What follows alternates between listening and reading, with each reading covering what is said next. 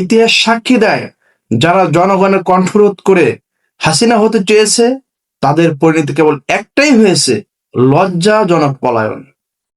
ক্ষমতার দাপট দেখিয়ে কেউ কোনোদিন চিরস্থায়ী হতে পারেনি, আপনিও পারবেন না। জনগণের ধৈর্যকে দুর্বলতা ভাববেন না।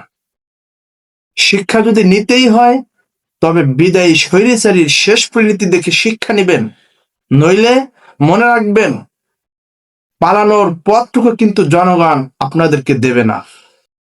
ক্ষমতার মোহ কি এতই দ্রুত অন্ধ করে দিল আপনাদের? মাত্র 2 মাসের মাথায় আবারও সেই পুরনো দমনের রাজনীতি, ভিন্ন মতের জন্য ডিবি পরিচয় দিয়ে তুলে নিয়ে যাওয়া, এ তো সেই পুরনো স্বৈরাচারী শাসনের প্রতিচ্ছবি দেখতেছি আমরা। সাবধান হয়ে যান। ইতিহাস সাক্ষী দেয়, যারা জনগণের কণ্ঠরোধ করে হাসিনা হতে চেয়েছে তাদের পরিণতি কেবল একটাই হয়েছে, লজ্জাজনক পলায়ন। ক্ষমতার দাপট দেখিয়ে কেউ কোনোদিন চিরস্থায়ী হতে পারেনি, আপনিও পারবেন না।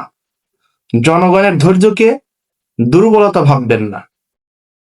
শিক্ষা যদি নিতেই হয় তবে বিদায়ী স্বৈরাচারীর শেষ পরিণতি দেখে শিক্ষা নেবেন, নইলে মনে রাখবেন পালানোর পথটুকু কিন্তু জনগণ আপনাদেরকে দেবে না।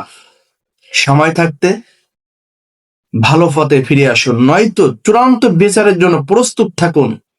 বাকিটা দেশের সাধারণ জনগণ বুঝে নেবে ইনশাআল্লাহ।